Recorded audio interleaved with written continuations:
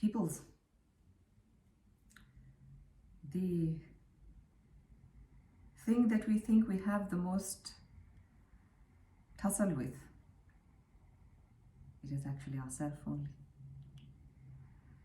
Yogically speaking, it is said that whatever is outside is a reflection inside. Spirituality says the same thing, yoga says the same thing, and so forth. Now, with that gyan, that knowledge of that outside is a reflection of inside, how do we find out what exactly is inside through the outside when there's so much happening outside? There's a lot happening outside when we don't pay attention to the inside. So, first and foremost, we calm ourselves down. Now, with a pen and paper, make a list of all the people that are in our lives. Family, friends, interactions, acquaintances, work, colleagues, any and everybody. Idols, aspirations, people that inspire us, even if we do not know them personally. Any human being that is touching our life at this given point in time.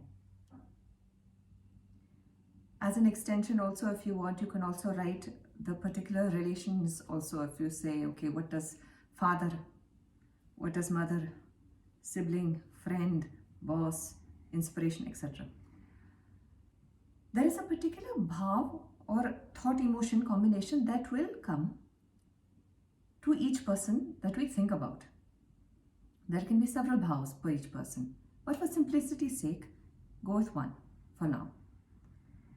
It will be the most likely the predominant one playing at the moment. You're right. Some people, we will find that it triggers a sense of anger in us, or jealousy in us, or happiness in us, or competition in us. But before we're able to understand what it is triggering within us, let's go with what we think about them. Easier? Better? This will also give us an insight onto what our filter is in our opinions later on. So we have our name. Okay, we find this person arrogant. Next name, stupid. Next name, so angry all the time, complaining all the time, unhappy. Okay. Next name, again also unhappy. Next name, formalist. There is a high chance that there will be a certain parameter under which the certain perspectives will fall. You might have a few that are angry, a few that you find arrogant, a few that you have foolish, or you find that are always unhappy or always complaining, or are whatever it is we come up with. Find the dominant, tally it up. So you have like 5 anger, 5 sad, 5 happy, 5 whatever it is. Now, dropping the people, dropping the names, dropping the relationships, dropping everything. See what sort of quality, what frequency basically are we invoking with these thoughts, this bhav. This will give a rough idea of what frequency we are functioning in the world with. Now, we have the frequency. The catchy part now is because what we feel about the other person is again a reflection of us, but not necessarily in a direct way. Per se, if we find another person pushy, it does not mean that we are pushy also. Or it does not mean that we are completely submissive also. It simply means that it is possible that we are not able to hold our ground, or we are not able to express ourselves as freely or confidently or certainly. So because there are varying degrees to these things, submission completely lands at 0, where again a mirror of the full aggression is at the 180th degree. Between that, there are 180 different other options. Finding out now up to what degree and what sort of bhav we are actually carrying, our own bhav, forget the other person. That is where the one-on-one work happens now. But on a very generic scale, we can get an idea of what the underlying tone of the emotion is. So let us say we find the other person pushy or aggressive or oppressing or dominant, whatever it is. Now we can list off that it is possible that we are either submissive, we are either not able to hold ground, we are either uncertain, we are either underconfident, we either have low self-esteem, we are either unsure, we either do not have enough information, we either are second guessing, or we either do not really understand. Because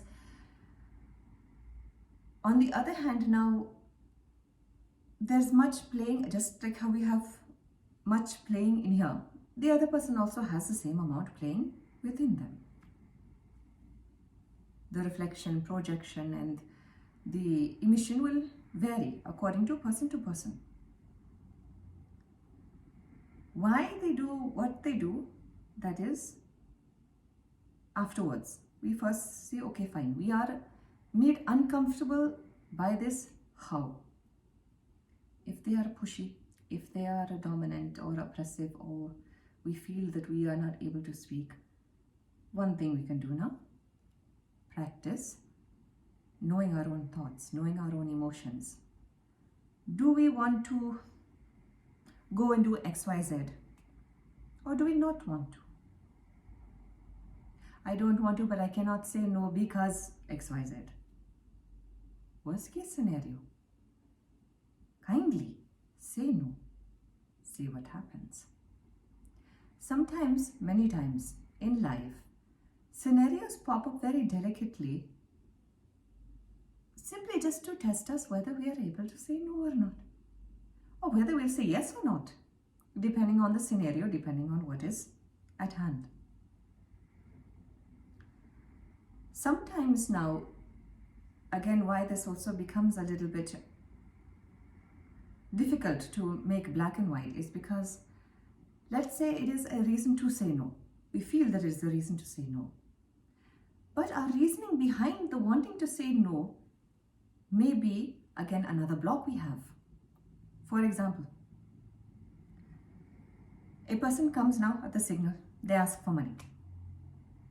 We want to say no. But they are very insistent.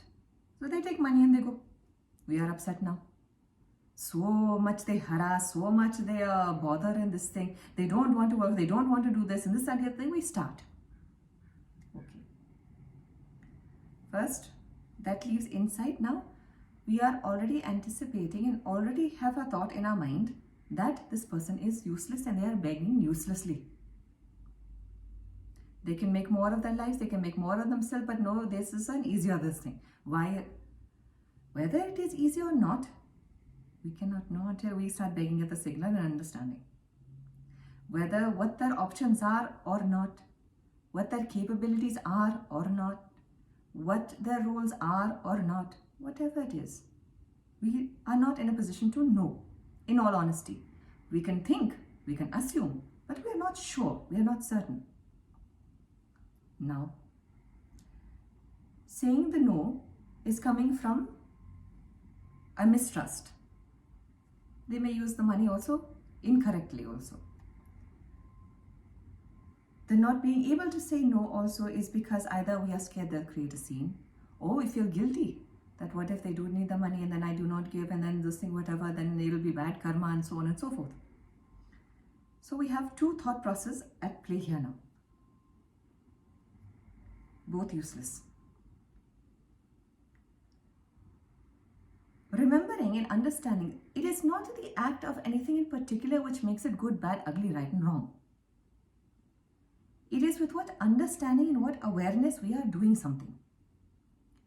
Giving now, whether it betters them or not, whether it solves the problem or not, whether they will use it correctly or not, whether we are being forced to or not, these are not really the relevance. The whole point of the giving part is, one, to understand that we are not the giver one. Two, this is not something, this 5 rupee coin is not something we have brought with us. It is not something we will take with us also. Understanding what this is.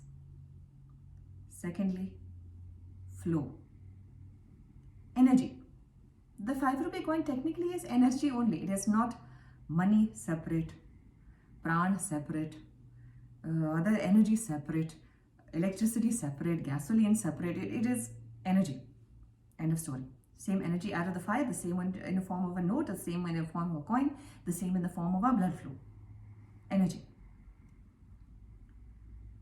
So if we pass it along also, if it can be spared, why not? It will go. If it is meant to return back to us, it will come back in another way also.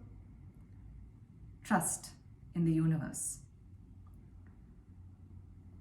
Whether we give all that we have in our pocket or whether we give a small amount, the matter is to give wholeheartedly. It is a test whether we can give wholeheartedly without being attached to whatever it is we're giving.